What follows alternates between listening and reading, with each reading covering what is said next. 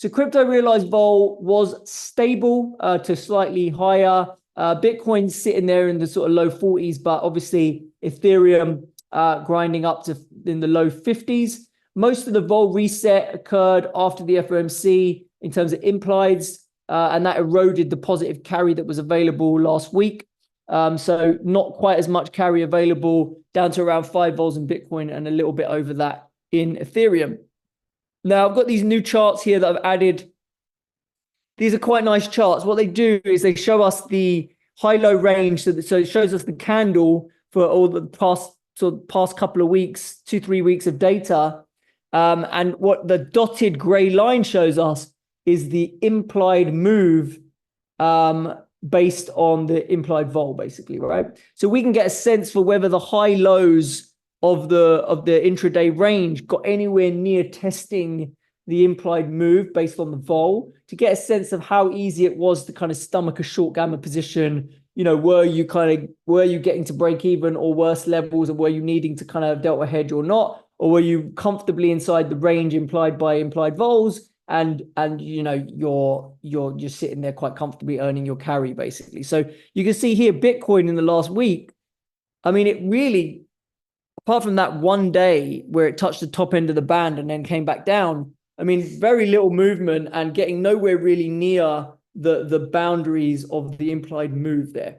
Whereas you look at Ethereum, quite different. We tag the top of the range, top of the range, top of the range, top of the range. So Ethereum really pushing to the top of its implied range before retracing, making it quite hard for short gamma participants and forcing them to basically hedge the delta as it kind of moved up there, right? So another graphical way to represent the kind of experience that a gamma position is having, right? Like you can look at it from a carry perspective, implied realized spread like we do on here, but I quite like looking at it like this, where we've got the candles of each day in history, and then we've got those bands showing us what that range looked like relative to the implied moves based on the implied vols of 1 week options. That's kind of how we're doing it.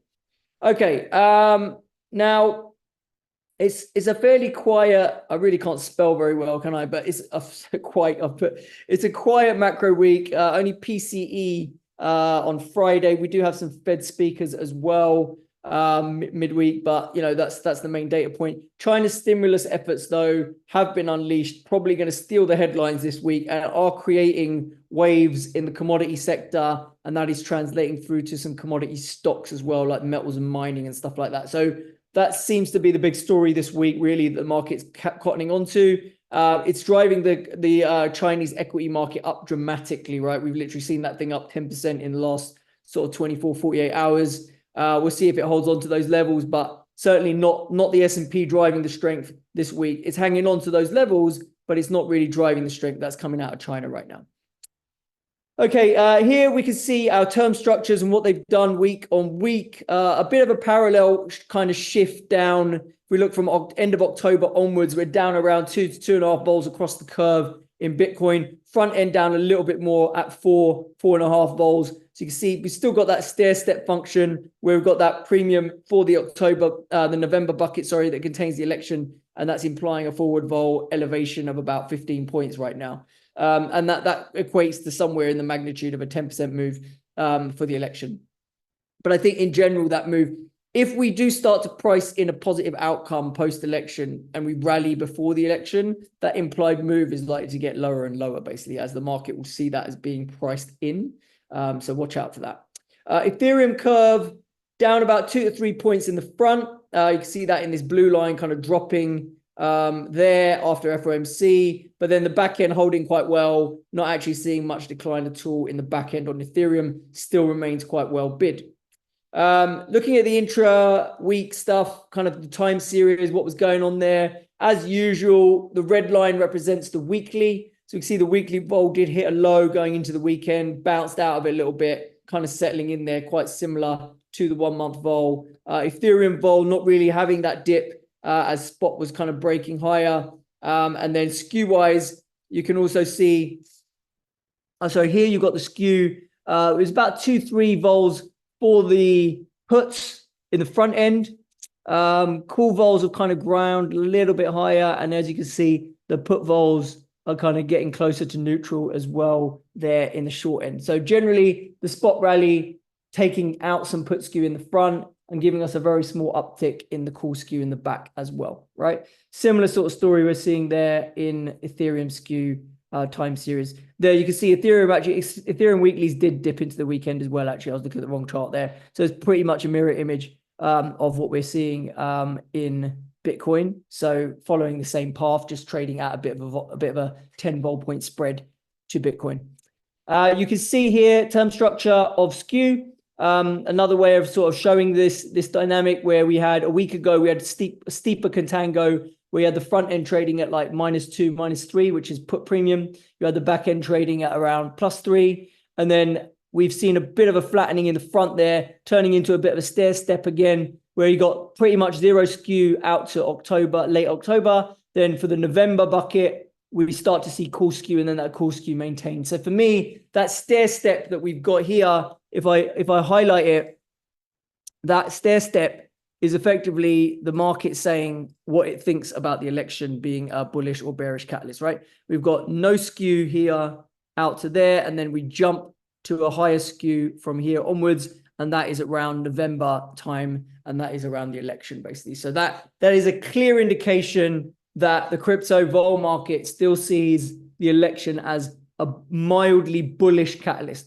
I wouldn't say it's an aggressively bullish catalyst. If it was very, very bullish, you'd probably see curves up here where we've got 5 vol plus in terms of these longer maturities. We haven't got that.